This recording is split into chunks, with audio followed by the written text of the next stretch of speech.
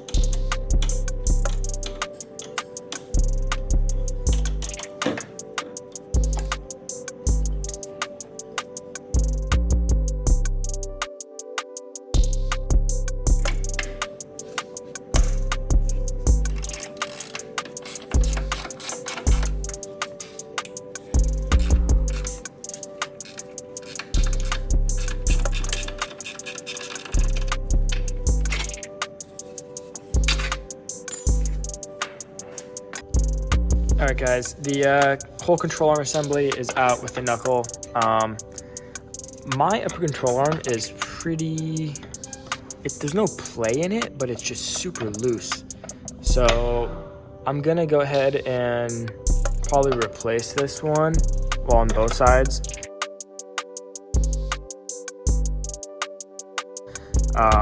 And then I'm also just gonna inspect the lower ball joint because that one also feels pretty loose as well. So it might be due for either a rebuild or a replacement. I don't know what you can do with these, but yeah, anyway, I'm just gonna pull all the stuff off the knuckle because I'm swapping these ABS knuckles onto these arms and everything else. So I'm gonna go ahead and do that and push out these bushings. Well, yeah, push out these bushings and then reinstall everything onto the car. All right, guys, I got the control arms off, as you can see, obviously, and I found something not ideal. So the bushings were actually worse than I originally anticipated. As you can see, this outer ring is completely separated from this guy, which is also very chewed up on the inside, as you can see there. So this would have a lot to do with my handling issues. And then this one also is torn and almost is fully separated. You can see right there. So it's a good thing I'm doing this. I'm gonna go ahead and pop in the new bushings. I have a Delrin bushing for the front and then a poly bushing for the rear, or it might be the other way around. I forgot which way they go. But I'm actually pairing them with these sleeves. These are Oilite sleeves. Bronze bushings, if you will, as they're known from SadFab. And as far as I know, I'm going to be the first person using these and a Delrin bushing at the same time, which is like obviously overkill, but hey, I mean, may as well. So I already have them, so may as well use them. I'm going to go ahead and pop those bushings in and then reassemble the front end, and we'll go from there. As you can see, all the control arms are off this side of the car, sway bars out, and that's kind of where we're at. I noticed something when I pulled the control arms off that worried me a little bit. If you can see on the control arm tabs, there is quite a bit of wear on these eccentric tabs. And it had me a little bit worried that that was part of my issue in terms of getting the car aligned and maintaining the alignment. So I have this other subframe here from another NB that I was planning to swap in. But what I didn't think about was the fact that this subframe has gussets welded to it. These are the Mazda Motorsports gussets for the lower control arm mounts. And also, my splitter mount is welded to this one. So I was gonna swap this one in because these tabs are mint compared to the other one. There's no wear. Maybe you can see better without the light, but maybe not. Okay, so the sides of these tabs look brand new relative to the other one. The issue is I don't have the gussets for the lower control arms, and I don't have the bracket that I welded onto the other subframe for my splitter. Now, I could drop this subframe and swap the splitter mount over, but then I'm going to be leaving my control arm gussets exposed, which means that if I want to do that in the future, which I should do, I'm going to need to pull the control arm back off to weld on the plate, which means I'm going to need to get an alignment again. So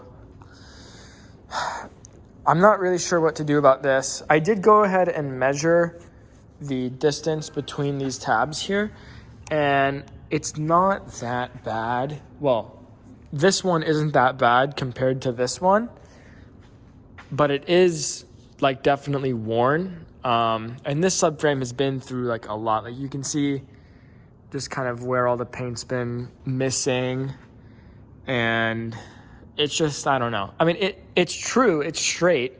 I measured it kind of like in a cross pattern to make sure it's square. And this one's good, but it's something that I was gonna do while I was in there because all the control arms have to come off. So, I mean, the only thing left to swap the subframe is motor mount bolts and the subframe bolts up there and the steering rack bolts, and this thing just drops. So I'm like kind of right there. So it is simple for me to do. The thing is, I just don't know if it's worth the effort because I'll have to weld everything on that subframe, and it's just kind of like a whole process. If I keep going with this subframe, I can just bolt the control arms back on and put the whole thing back together and put it on the ground, and I'll be good. My appointment for my alignment is on Wednesday, and today is Monday. It's Monday the 22nd at 7:40. I have a 2 p.m. appointment for my alignment on Wednesday. So this car has to be done Wednesday morning at the latest. So I'm just trying to evaluate my options. I'm likely that I'm just going to stay with this subframe that's in the car right now. But there is something that I was going to do when I had the subframe out, which is put in an oil temp sensor. The best place to put it is in the pan. And the only way for me to do that is to pull the pan off because the subframe's kind of in the way. I was going to put it on this side. I was going to trim this motor mount back and stick it kind of right here, which is kind of hard for me to see without the light. But I don't know, guys. I'm kind of on a time crunch. These are the knuckles from an ABS car. I painted them this morning. So these are all good to go, nice and fresh. So I have everything I need to slap the car back together, at least on this side. I just am debating what to do about the subframe since I have this one right here.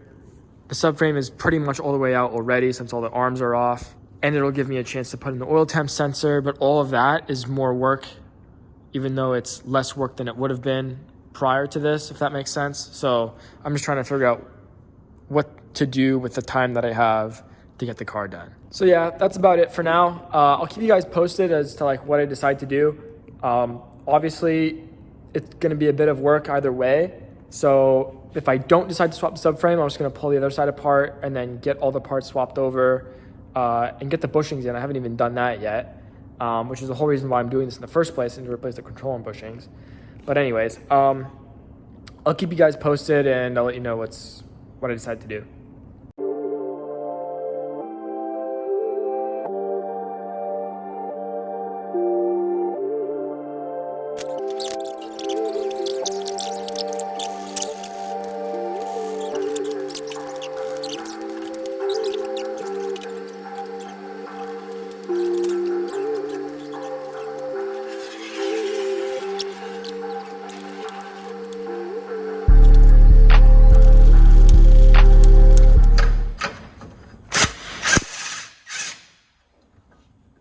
We have a slight problem. The ball joints are just spinning. Maybe they just spin. Like they don't tighten, they just spin. Aren't they supposed to do that? There's an Allen key in the middle. So it sounds to me like you bought the wrong car. There's supposed to be an Allen key in the middle so that they, what, these ones aren't supposed to spin?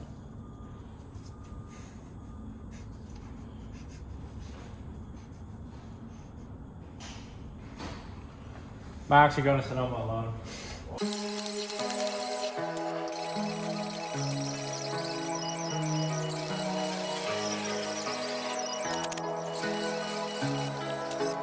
Chucky got the sauce, bitch.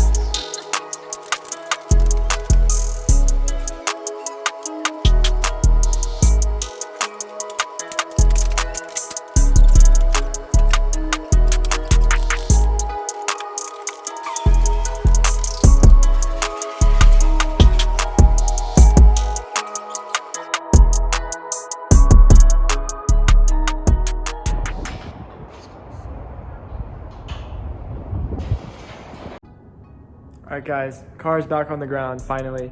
I was able to get all the control arms put in and everything's back together. I need to do the brakes still, put the new big brake kit in. Brakes are on, but not the new ones.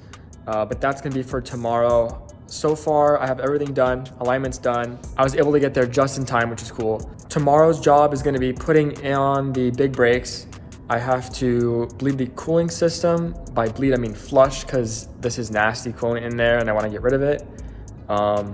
And then I need to swap the hub on the driver's side, the front hub, because the BroFab hub that I have had a bearing failure, which is being remedied by Bronson, or the owner of BroFab. So Shout out to him for making it right. Even though I'm not even sure it was his fault, might have been damage in shipping. But anyways, that's all taken care of. The car aligned perfectly, which is awesome. And I took it for a quick rip down the street and I'm super stoked. It feels great. The car's a lot faster than I remember it being because I haven't driven it in forever. So I'm really excited to get back on track, and I'm even more excited to put the brakes on.